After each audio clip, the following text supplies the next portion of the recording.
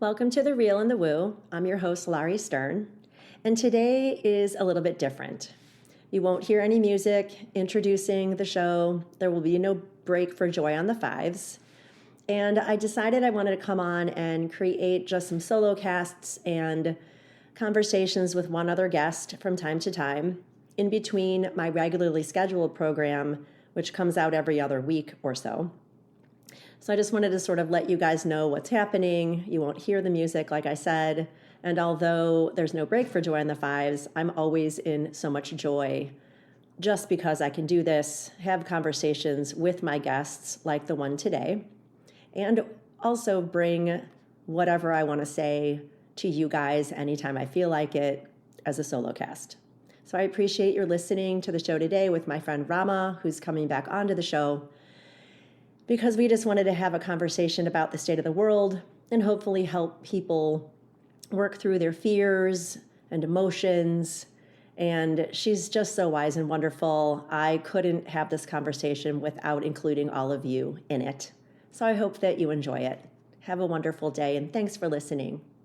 Welcome to The Real and the Woo. I'm your host, Laurie Stern, and I'm back with my wonderful friend, Ramaa Krishnan. And she and I decided to get together a little more informally this time around, so you probably won't hear any intro music. We might not even break for joy on the fives, even though I'm in total joy just being here with you now. But she and I were having a conversation about the state of the world, and knowing her like I do, and how helpful she is for me personally when I'm going through periods of fear and uncertainty, I thought having this conversation with you might help other people feeling the same. So thank you for coming on today, and let's go. Thank you. Thank you for having me. I'm so excited to have this conversation. Let's go. Let's help the people by helping ourselves. So how are you feeling? It depends on the day. Yeah. Depends on the day. But on one hand, of course, like everybody else, I'm having this deep concern for what's happening. Mm-hmm. And then I remind myself of what I always have shared, and I deeply believe that whatever the situation we are in, whether it's the deeply personal or the collective, we chose to be here at this time. This is not an accident. You've heard me talk about this for years. Birth is not an accident. Nothing is an accident, whether we came in joyfully or we came in kicking and screaming. One way or another, we are here because we said yes to this experience. So after those bouts of concern, I always go back to, okay, what can I do to shift my own energy? And because of the work I do, how can I make a difference in the world through what I am doing? So, so that's where I am on the, brink between that tight rope between fear and possibility. Mm-hmm. Yeah, I love that. And, some of us who came in kicking and screaming or came in blissfully, I'm finding a lot of us are kicking and screaming now, right? Yeah. So, and I think I might have said this in a blog or on another episode, the idea that we did choose to be here, if that's what we believe, which is, of course, we believe, boy, that pisses me off too. It's like, seriously, I chose this stuff, and of course, yes, we did. And so it's both a responsibility and silliness, right?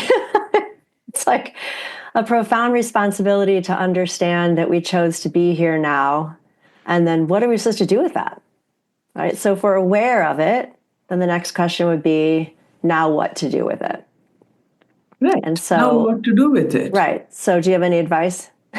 Yeah, of course. I mean, yeah. So what there's always that period of victimhood that we go through, whether it's in our personal life or in the, when we have a difficulty in our personal life. I know that for many years I was thinking I'd go back to India. I thought we came here for sometime, and when we moved here, it was my understanding, my husband and I, that we would stay here for a few years and then return to India. So after those first few years were over, I was just itching to go back. I want to go back. I want to go back. And several years were spent in that resistance to being here, in the victimhood of how, miserable I was, all those stories I had told myself. And then slowly over a period of many years and many conversations with my husband, not necessarily all very nice and polite, somewhere like, We're human, yeah, and coming to realize, no, this is it. I'm not going back to India. I'm going to have to live out my life here.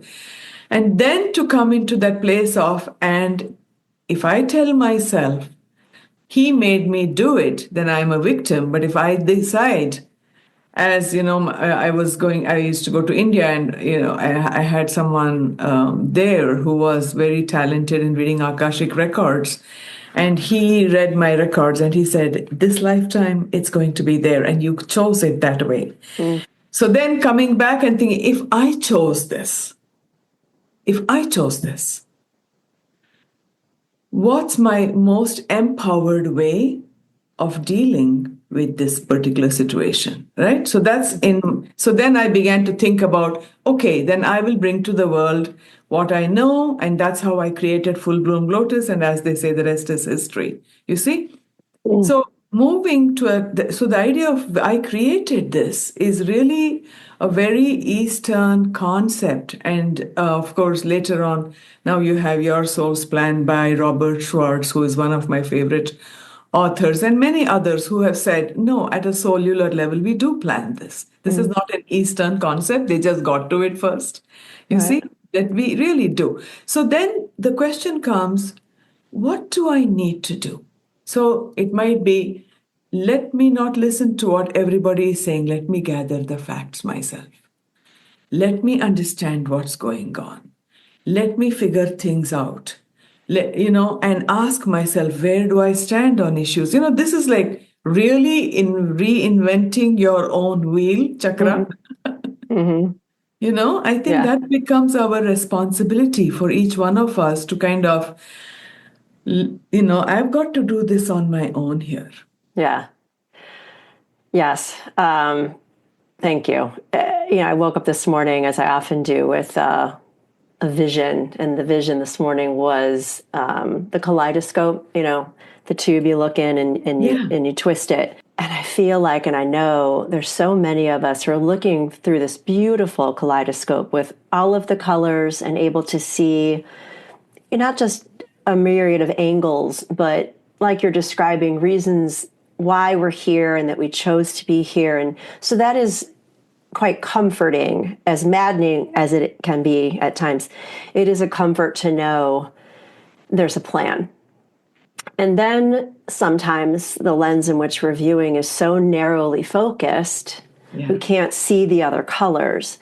And then when you're meeting somebody on the street who's looking through their kaleidoscope with that narrow view, then it becomes really difficult to even try to have a conversation, even a moderate meeting of the minds, And I find myself stuck in so much anger this time around with this administration, thankfully working with you the first time around. And I still believe people like our current president is here to show us the way of how we can be better than what we're being given or shown.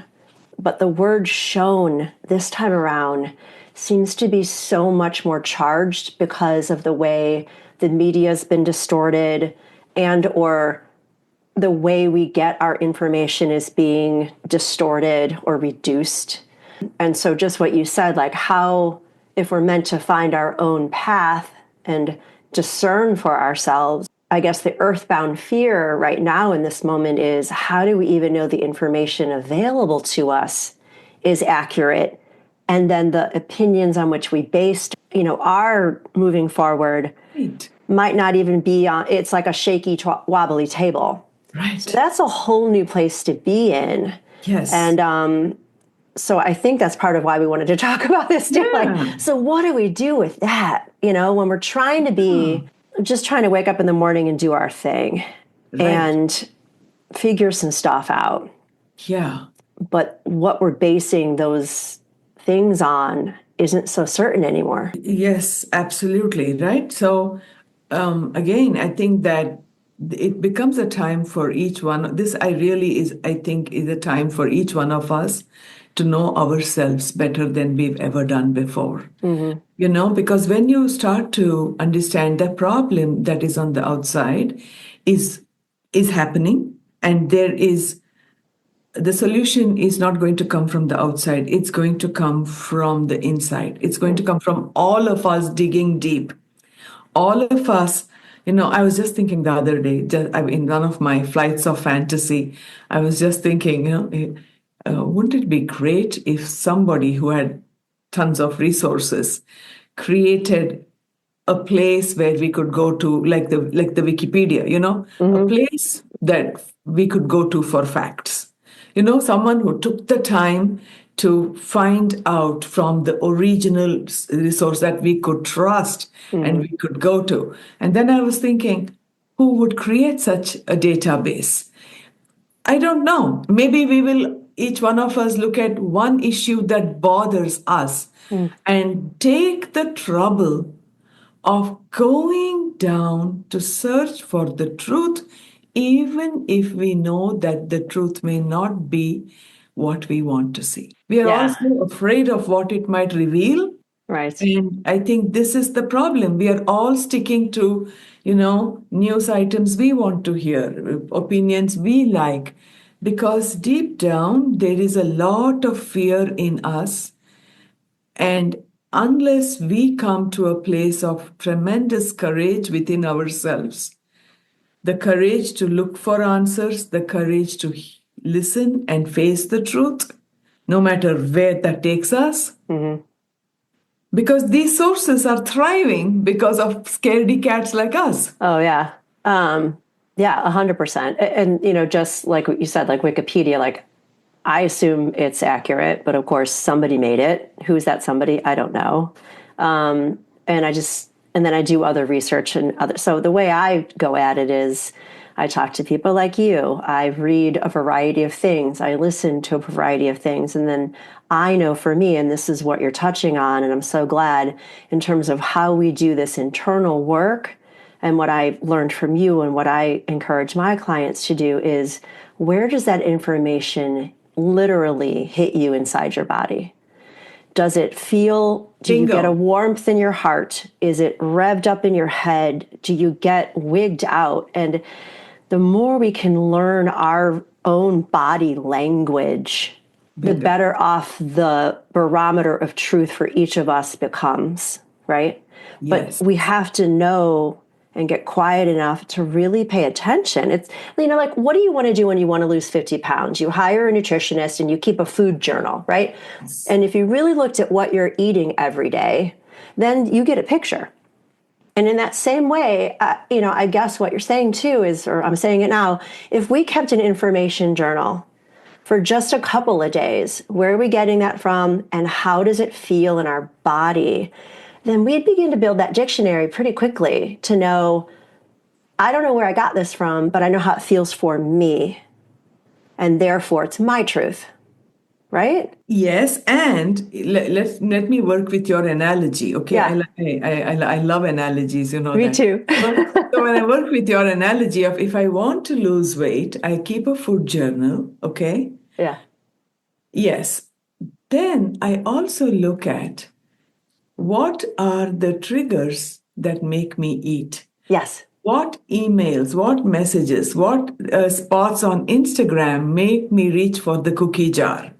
So, in the same way, we all have to understand that when we get a bit of news that triggers us, okay? And this is where, I am so passionate about doing inner child work because I do believe that when some news triggers us on the outside, we must go down to where it might hit at some place in ourselves that has not been healed. You see? So another person who is triggering me, there's a line in my book where I say, people in the trigger view mirror are closer to you than you might realize. Yes, I love that. You know? So Say that again. Say that yeah, again. people in your trigger view mirror are closer to you than you know. Yeah. Yeah. So when somebody triggers us, instead of going out there and saying resist and getting angry and reactive, I do understand that our first human reaction is to be reactive. It is anger, it is outward because we think the threat comes from outside. It is, I'm not saying it's not. And our knee jerk reaction is to go and strike somewhere in the outside. But giving ourselves time to recover, and before we respond in the world outside, to ask ourselves, why am I so triggered by this? What in me is hurting from this? Where is it that something in me needs greater awareness? One of the things I say in my classes is don't believe everything you feel. You see, our feelings are information, but that information needs closer examination. We can't just think that my feelings might tell me this person is the villain. I need to say something really harsh to this person, right? That the information, the emotion is real, but the emotion, what it's telling you may not always be true. It feels real, it is real, it feels personal, but there is a step that we need to take. Why am I taking this so personally? What does this remind me of? Maybe this reminds me of something that happened to me when I was in fourth grade, when something similar happened to me, and that part has not yet been set to rest yet. When I set that to rest, then I come from a healthy place. I'm not coming from my past unhealed trauma. I'm coming from a healthy place where I might then respond with awareness, with responsibility, and with intention. Yeah, that's such a huge word. Okay, so we're agreeing on this, and I want to keep going down this path with you, because when you said, I love the trigger view mirror, and I forgot that I read that. So when we go down that path of the trigger, let's just follow this thread for a moment. Even how we're triggered is different, right? So some of us, when we're triggered, get completely shut down or in fear or in rage or in anger, right? Yes. So the key is also to know, is it triggers in general that create this response within me, or is it specific types of triggers that create fear, and then those other ones create this and those other ones create that? So keeping a log, a journal truly of how many different triggers are there for me, and in what situations do they crop up? And then learning from you, of course, and I say this to my students, thank you very much, we're not our emotions and we're not our thoughts.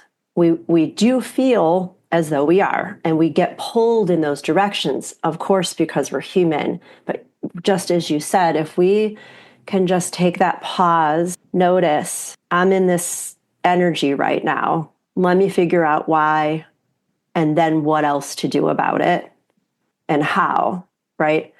So that's so important. But I feel like we as a collective are in such a raw state that we have forgotten we're more in charge than we think we are.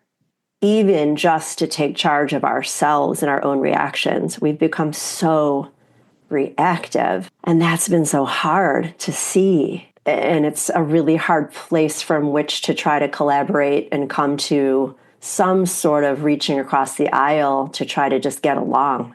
Everyone seems to be so stuck in their self-righteousness, which is a huge trigger for me. And that's really hard to move from.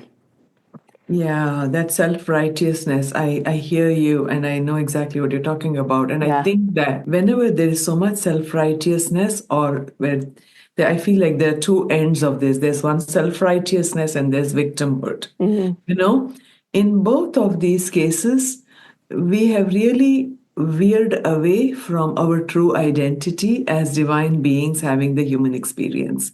We believe we have the experience defines us. You see, we have lost our identity, and I really feel that all of these struggles that we are going through right now. If you remember, I have shared in class and in my book this story that is there in Hindu mythology that I just love so much, where the story goes that a long time ago, the gods and the demons, they wanted the nectar of immortality. And the nectar of immortality was, had been hidden at the bottom of the ocean. So, Supreme Spirit said to the gods and the demons, if you want the nectar of immortality, you have to churn the ocean. You see, you have to churn the ocean. So they found a mighty snake, a mighty mythical snake whose name is Vasuki. And Vasuki was the snake, and with the gods on one side and the demons on the other, they churned the ocean to bring up the nectar of immortality. For me, that image and that story, I feel, is a metaphor for what is happening. That nectar of immortality that's going to come from the churning, that's going to be the truth of who we are, knowing ourselves as universal consciousness, knowing ourselves as spirit. That's the nectar of immortality. And when I think about the demons and the gods, I don't think of them, I just think of the two polarities, light and darkness, left and right, Republicans, Democrats, 4 years of them, 4 years of us, 4 years of them, 4 years of us. We are in for a long time. We are going to be churning. But I do believe that if we can do that churning more intentionally, then we would get to it faster.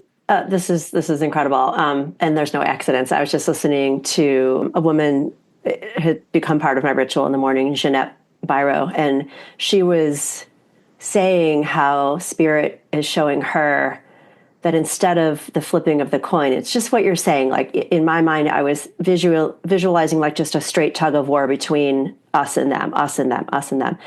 And she was like, yeah, we're not there anymore. A lot of us are able to do that so quickly that it becomes spin. And that's just what you said. So if we push, and it starts to churn. And what I say in classes too, I probably got this from you, I don't even know, but it's like when we use our ujjayi breath and we move our bodies or whatever it is, we shake up what needs to be shaken so it's like mining for gold, right? So what do they go to the river and they shake, and what's left are the golden nuggets, just like you said, the immortality. And so we are in the shake right now, and that's not comfortable, right? And so what I've learned from you so much is to be okay with not being okay. And a lot of people aren't, and they're really suffering because they don't have teachers and they don't know where to go with their discomfort. Yes. And I know enough to know now too, when people are in discomfort, they want to identify whose fault it is, and then they want that person or those people to stop making them uncomfortable versus what you've said at the beginning. Take a good look in the mirror yourself, because you're the one making yourself uncomfortable. Exactly. And that's been really terrible to witness too. It's the blame game. I feel bad, so I know I don't want to feel bad. So whose fault is it? And they need to stop doing that so I feel better. Right. So true. Yeah. So true. Yeah. And, Pema Chodron in her books and her teachings, and so much respect for her wisdom, she talks about, how we are all, giving in to this wiring of pursue pleasure, avoid pain. And she says, as long as you give in to this wiring of pursue pleasure, avoid pain, which is the human condition, as long as you give in to this, we are going to continue to contribute to the polarization on the planet. You see? So if I can be a little uncomfortable with the discomfort of listening to what you say, even though your views may be very different from mine, right? If I can cultivate in myself the courage, the resilience, the compassion, the steadfastness to stay the course and listen to an opposite opinion and respond to it thoughtfully, respectfully, kindly, somewhere I am going, taking the whole planet, I myself in this moment, because I do believe we are deeply connected to each other, and in my making that choice to stay the course of an uncomfortable conversation in a space of mutual respect, somewhere I have led all of humanity one step closer to ending the polarities. And I feel that, the yogic practices, from the yogic tradition, which is all the breath work, the asana work, the meditation, the self awareness, all of these practices were really to enable us to cultivate that courage, that resilience, that capacity to tolerate the uncertainty of the moment. You see, and when we don't practice that and we stay in that reactionary place of pursue pleasure, avoid pain, we are actually adding to the polarity. Right. We're actually reinforcing it. Yeah. It wasn't really until this week that I got really stuck, and I'm still feeling that way. And I know part of it is, you can call it the full moon, I can call it the full moon, the eclipse is coming up. I do believe that energetically that does have an effect. I also have a trip coming up this weekend, and that's a whole other thing. And I think that's churning up some things. So I'm kind of just trying to sit with, what is this? Is this mine? Why is this here? But I found myself getting so angry this week to just, I'm just going to call a spade a spade. Okay. There's people that voted for this current president, and I'm friends with them because of Israel. And that was their only reason for voting for him. And then there's people who voted for this current president because all they care about is securing our borders. Okay. There's people that voted for this president for one reason, whatever that reason is, or a variety of them, just like people chose to vote for the other side for the same thing. And I just want people to stand up sometimes and say, yeah, you know what? I voted for him because of this one issue, but I'm real pissed off about all this other stuff. And I'm just fascinated by the lack of honesty in, it's like your statement, throwing the baby out with the bathwater keeps coming up. It's like they voted for the baby and they don't like all the bathwater, but they're unwilling to throw out even just a couple buckets of it. And that's making me really mad. And I'm fascinated by my anger, wondering where that's from. And I think it's like definitely an inner child, like, that's not fair. That's not fair. Like, they're not being honest. That's not fair. Yes. They're not being honest. And that's making me mad. Right. And so no matter why you voted for somebody, can't we just all say, I'm a little shocked that all this other stuff is going on, and I know there's plenty of people that believe wholeheartedly in the entire agenda. That's fine. But for those of us who don't believe wholeheartedly in the entire agenda, why can't we say, I don't agree? What's the harm in that? Yeah. And that's what I'm finding so frustrating. Yeah. But you know what, Laurie? It runs both ways. Just as we are saying about another, people who voted differently from us, how can you be blind to what's going on, in the same way, because I know someone, as you know, I see people privately too. And in one of my private sessions, I have someone who I'm very fond of, have tremendous respect for, have seen the growth over the years, who has voted the other way. And recently in a conversation, the question that was asked of me was, I'm willing to say that, but are you willing to say, this is, there is this going on that actually is a good thing? Mm-hmm. And I realized how difficult it was for me to acknowledge that something is working, Mm-hmm. and how difficult it was for that person to acknowledge that as I said to this person, I said, the means do not just, the end does not justify the means. Mm. You know, you want to get to some place, it doesn't, you can't get there ham-handedly. It has Mm-hmm. to be done intentionally, with kindness, with awareness, with responsibility. Right. You can't just go from point A to point B because point B looks like a great place to be. Right. Right. You have to be aware. So then I realized that these conversations are not easy, and that there are parts in me too Mm-hmm. that are scared that if I gave this person an inch, they would take a yard. So I'm not going to give them even the smallest victory.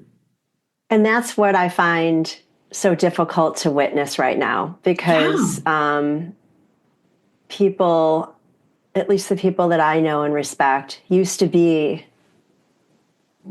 those kinds of people. And it's almost like they've been body snatched on either side.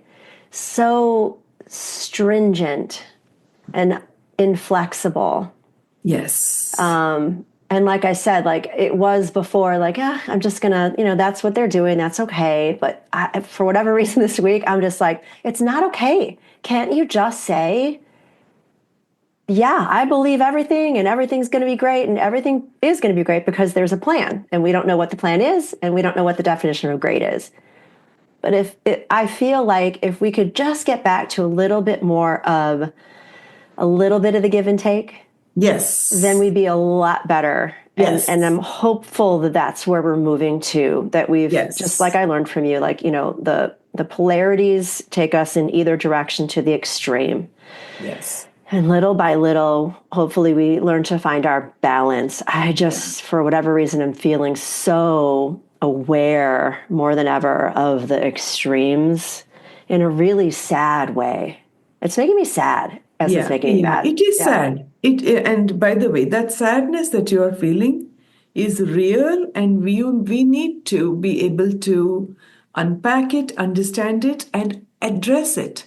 You see, the sadness comes because ultimately, in a country, a country is like a larger family. Mm-hmm.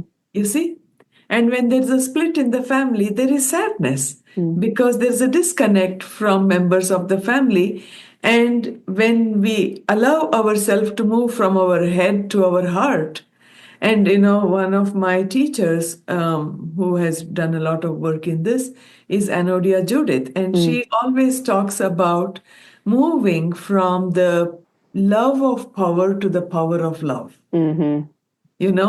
And I think that is the shift that we are being called to take, but we are so stuck in fear that we are not moving towards that. We are holding on to our love of power because of being in the grip of fear ourselves, for which again you come back to, why is inner child work important? Yeah. Unless you heal. So I don't know whether you listened to that recent podcast. I was listening to the podcast by Gavin Newsom. I am Gavin Newsom. It's a recent, he just came out with this podcast. Oh. Yeah. And he is in conversation with Mark Kirk, who's one of the young leaders of the MAGA movement. And they are in conversation. And I listened to the entire podcast and I thought, this is really great because as I was listening to the podcast, there were points where I was cringing, and I noticed I was cringing. Mm-hmm. So when I'm cringing and I notice it, I pause the recording, and I'm examining my cringe because it is revealing where I am polarized, where my identity is wrapped into a belief that I am holding so close to my identity that I do not want it taken from me. I do not need my belief shaken or questioned. So that's why my body is cringing. So I had to stop and I had to say to myself, no, let that go. That's not who you are. You are a divine being having the human experience, and that human experience needs you to honor another's human experience. Okay. So, yes. And how, without identifying necessarily your personal story of where you were triggered or why, when we find ourselves in those moments, do you have some recommendations on how to, because, you and I can get quickly back to that balance of, okay, this is my human suit. I need to put back on my divine suit, right? And that, of course, provides comfort immediately. And some people listening out there might be like, well, that's just putting your head in the sand and pretending things aren't shitty. No, it's what you're saying is I'm taking my power back, the power of love versus the love of power. But when we're able to, I love that you brought up this podcast, because just even saying the name Gavin Newsom, people are gonna be like, I'm never listening to that. Or the other name that you said, I'm never listening to that. And okay, and they're gonna make that choice. And I'm not mad at those people. That's fine. I'm so clear, but it's the others and myself too. So it's like, so if you can give us some advice, I guess, which is why I wanted to talk to you too, is just in this situation, we are all triggered. Yeah. And powerlessness comes in to play with how is any of this going to get better before it gets a lot worse. And again, that's out of our control. So when everything is out of our control, even, of course we can vote and blah, blah, but then we're stuck with that for 4 years, whatever that is. So then half of us feel like we're out of control. Yeah. So what do we do with that? If you have any advice, selfishly, I want to know, because I want to know, hopefully somebody else out there wants to also, if you don't mind. Yes, absolutely. So, I think it's important for us to remember who we are. This is the work that we cannot escape doing. And that is the inner work of centering ourselves. You see, I had this, and I'll tell you by this example, you'll understand what I mean. So I had this conversation. So I have a cousin in India who was posted for some years on an assignment to the US. And he was living, for some time he was in Texas, then he was in Arkansas. Now, once in a while, my cousin would call me, and he was there in the US for about, 6 years, and now he's gone back to India. Now, this cousin and I, we grew up together, and I'm very close to him. And he's much younger, and I played with him when he was a kid, changed his diaper, So I almost see him as a kid brother, and very fond of him. So once in a while, he would call me. And then the 2016 elections were all happening, and one day when he and I were talking, I realized that he is having, he's very much of a Republican and very much of, believing in those things. And I realized where I am surrounded by, in Illinois and these kind of ideology. And there was a point in our conversation where it was very awkward because he said something and I didn't respond for a long pause. And then he said, "Oh, I forgot you are in Illinois." Mm-hmm. And he quickly changed the topic. Anyway, and then the conversation ended. But after I hung up from that conversation, I thought about it for a long time. I thought, that's so interesting. Both of us are not born and raised here. You see, we were born and raised in India. My husband's work led me to Illinois. His projects led him to a Republican state. Mm-hmm. We have the opinions of, had I been there, I might have been that. Mm-hmm. Had he been here, he might have been this. Mm-hmm. And that really shifted how strongly polarized I was. I began to remember that there was a time when I was neither Republican nor Democrat. Mm-hmm. There was a time when I didn't know any of these American history, politics, right? There was a time when I was just this other person. And then destiny brought me here. And destiny brought him there, right? Remembering who I was before all of these things happened really helped me to understand that there are just two viewpoints and so many of us aligned in a certain way because of the environment, the stories, the experiences, the side of the coin that we are able to see. Right. Whether it's, location, religion, gender, Yes. whatever it is, it's all Right? conditioning. It's all It's external conditioning. conditioning. Right. So coming back to your question about what advice, I would say we all need to remember who we were before we were born on this planet. Well, yes.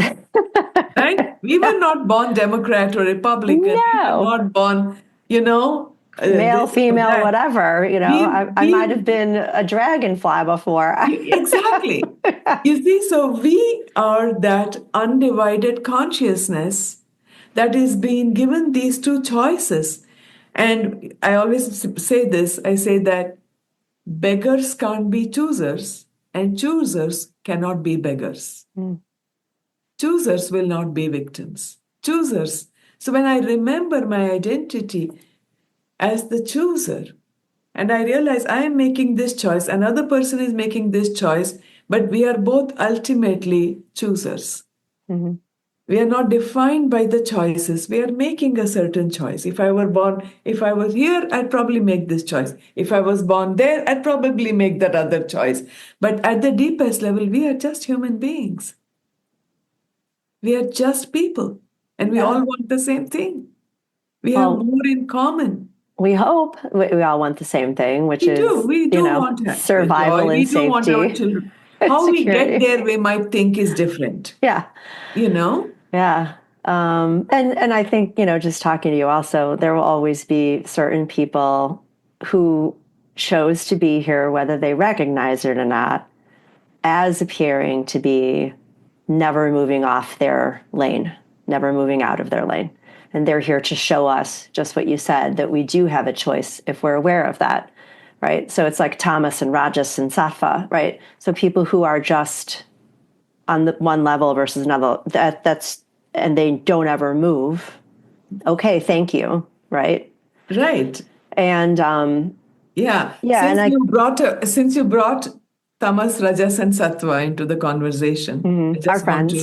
Let's just lean into that wisdom that you just brought about the three stages of evolution that the Gita talks about, right? One is when you're choosing blindly. I don't know. I don't watch the news. I'll just vote whatever everybody says. Because I live in Illinois or I live in Texas. I'm just going to vote that way. Exactly.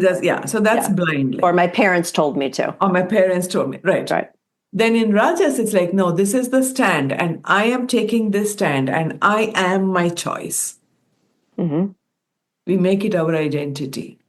Right? So while it's a little better than than sleepwalking through life, we become militant. We become completely one with our choice. With our identity, and we forget, and we judge. We judge people who are not making the same choice. And this is the place where hate and anger is born. Because of fear and self-righteousness and all of the things that, like you said, no one's allowed to tell me who I'm not, right? Or who I am.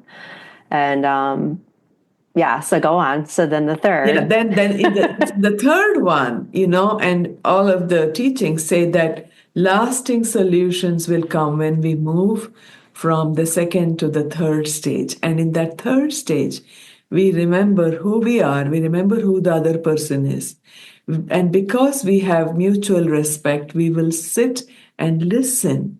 We will collaborate. We will listen to different opinions. And we will, over a period of, 100, 200 years, or hopefully less, figure out a way to combine and work together. Nobody gets everything, everybody gets something. Right. That kind of collaboration, negotiation that is possible only through mutual respect. And when we have that mutual respect and we are able to convey to each other what we hold dear to our hearts, then we are all going to work towards a common goal where how we get there also matters. Yeah. Well, in the recognition of looking at another being at a soul level, it's hard. It's hard. I see people in tremendous pain and anger, understandably, for the inexplicable horror that some human beings have inflicted on others. And that's really hard, right? To not say, I agree, people are awful and that should never happen, because of course people are awful and that should never happen. And the hardest thing learning from you is to even recognize those monsters, whoever those monsters are, their souls also. And maybe their value is to show us how better we are than that. But I know that also puts us on a pedestal of some kind, which that's, so that we go down those, it's hard, right? To label somebody else as evil means I'm putting myself in the not evil category, Yeah, which is no. not the point. The point is Yeah. we're all humans. Yeah. And the roles that we play are in this experience that we're sharing. Yeah. So I don't know if I'm explaining that or how to help people move from that, right? And like you said, it might take a couple hundred years. And hopefully not.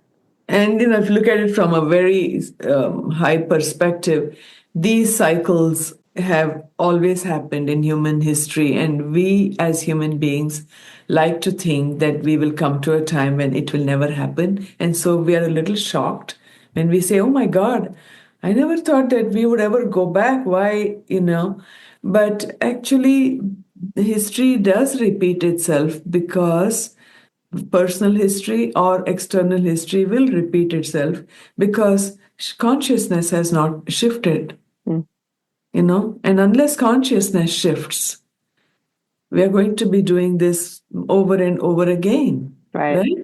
Well, I love how you describe too, like we as individuals have come here and are meant to learn lessons and hopefully change the karma and cut the cord so that the lineages to follow don't have to repeat the same lessons. And in that same way, the earth as a body is doing the same thing. So Mother Earth is also earthquaking and shaking, right? She's shaking because she's in the churn also. And so it's like we're all in this together. But it does churn up quite a lot. It does. Yeah. It does churn up quite a lot. And I think that what we can do, you, I, all of us, can do, first of all, as I told you, this centering ourselves in who we truly are. And that's where meditation comes into play, reminding ourselves that this is an experience I signed up for. So I better do the work of healing myself, because when I am healthy, when I am in a better frame of mind, I actually contribute to everybody. Mm-hmm. Okay, if I am coming from a wounded place myself, then I am part of the problem and not part of the solution, right? So taking care of ourselves. In fact, I think I told you I am offering a 21-day violet flame meditation free for everyone. And hoping that, so the violet flame, for example, that's supposed to be the highest, the color violet is supposed to be the highest on the spectrum. And it's supposed to be a meditation that invites all the archangels, the keepers of the planet, and invites their energies to help us to make planetary shifts. You see, bringing the energy down. And I'm doing this because I've been thinking that the more of us who bring this energy into this play and invite it, we are going to do this. Somebody else might do something else. Different rituals from different traditions can. All of us have to understand that in participating in the collective good, we are meeting the purpose for which we chose to be born at this time. Mm. You know, we cannot pray for the destruction of our enemies because the enemy is as much in myself as it is outside. Right? I have to pray for the transformation of ignorance into knowledge. That's the only thing of, fear into love. These deep transformations that I envision in myself, pray for in myself, pray for in the collective. These kind of prayers, these kind of inner work, these kind of intentions sow the seeds for a new future. That's beautiful. And may it be so. Maybe so. May it be so. I want to thank you for that. And I have one question about that, because as you were saying that, and I write about this a lot, when we hear something familiar, it's easier to think about someone else first, like a love song. And when you were just saying that, I pray to change ignorance to knowledge. My first thought was, I pray that those other ignorant people find knowledge. And then I'm listening to it. It's like, no. And myself, I pray myself and my ignorance finds knowledge, right? So my hope is that even if people start with, I pray for other people to heal, that is a better vibration than praying for no one to heal. And then the highest vibration when they practice that is to say, I pray for myself to heal so that others may, just by doing my work. Right? Yes. Ultimately, it is, that movie Substance, right? Crazy. That's a crazy show. That's a crazy movie. Yeah, it was crazy. But, there's something profound there that I was watching the movie and I was like, oh my God, this is big. And when he talks about, that you are just one, the younger version of you, the older version of you. Mm-hmm. That guy who's giving her that substance tells Debbie, remember that you are just one. Now she forgets that and she keeps hurting the older version of herself because it's ugly, but that ends up hurting her. Mm-hmm. Now you play it out in the macrocosm. We are one. Right. We are one. Hurting something on the other side is going to hurt us just as much. We can't afford. We have to take the lessons from the movie Substance. Yeah. I thought of you when I was watching that movie, just in the exact way you're saying it. When we hurt ourselves, we hurt everyone. And when we pray for the destruction of others, we hurt everyone. Yeah, we are as affected because we are not separate. We are, the concept from Buddhism, which I so love, the concept of the interbeing. We are, because in Christianity, you look at yourself as a divine being. But in Buddhism, there's no question of divine being. They talk about interbeing, which means we are always connected. We inter-are. So you are in me, I am in you, right? Whatever I am feeling is coming from this pool that we are all in. So whatever I put into the pool is going to impact everyone in the pool, even if they're on the other side of the pool. Right. But we are in the same pool. Yeah. So we think peeing in a big pool isn't going to affect the person on the other side of the pool, but in fact, it's still going to get there. Right? So we want to avoid peeing in our own pool. Absolutely. Yeah. Rama, thank you. Is there anything else when we thought about getting together that you wanted to cover today that you feel like would be really super helpful to the collective? I'm going to let you talk about your book again and the meditation coming up, but just in terms of, do you feel like we have any unfinished business right now? I do think that this is not in terms, I think we've covered most everything. Okay. Of course, I'm sure, as always, I'll think of many things afterwards. We can do this again. That's okay. But I do think that it is time for us to really practice the teachings. Yeah. really put them in. We may have studied it. Now the question is, and that's why, my classes or whatever, I am not focused on, how many books you're reading, what you're reading. No, it's time for us to get together, practice. And Pema Chodron, in one of her books, she says, practice like your hair were on fire, because the planet needs that kind of practice right now. So I completely echo the great master's teaching. We have to practice like our hair were on fire, practice being centered, practice compassion, practice in this moment, when you said, I saw myself thinking, I hope they get out of ignorance, and I immediately corrected myself. That's practicing the teaching. 100%. Yeah. And we need to do that 100% of the time. Yes, we need to include ourselves in the equation. And include others in the equation. We are one. Exactly. I mean, but what I'm saying is we often don't include ourselves in those equations, and it has to start with ourselves. And so in that way, you wrote a fantastic book, and I'd like you to remind everybody what it's called, and you can buy it on Amazon. The book is called The Yoga of Self-Love. And it's really the inner work of discovering where there might be a split inside of us, a chasm between us and our inner child, our human self, and doing the work of coming to wholeness within us, healing the past, accepting ourselves just the way we are, and making ourselves, bringing ourselves to wholeness so that we can interact with life and face the situations in our life from a place of health and wholeness, instead of from a place of reactive woundedness. So that's the book. Thank you for giving me an opportunity to speak about it. Of course. And on March 19th, we are starting a 21-day violet flame meditation. Anyone who wants to can just go to the website and sign up, and we'll send them the link.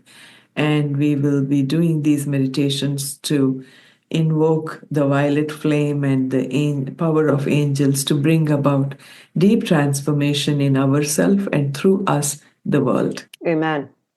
And the meditation, when they sign up, it's live and not recorded? It's in the morning. It's not recorded. Just come in when you come in.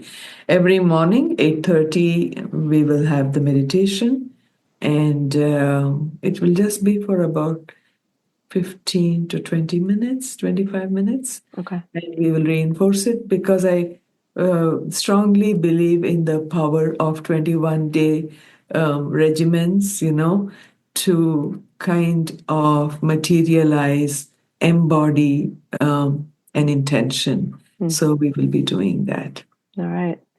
And in terms of helping people figure out themselves, you can find either one of us. Were it not for this wonderful, amazing human in front of me, I wouldn't do what I am doing. So I always honor and thank you so much for all the ways you've taught me. And I know you've told me to go fly now and do it my way, which I am, right? So you can find me at customdesignwellness.com, find Ramaa at fullbloomlotus.com, and I'll put everything in the show notes. And together, all of us, we will rise. So absolutely. Thank you. Thank you, my friend. Thank you for the opportunity. This was such a good conversation. Oh, amazing.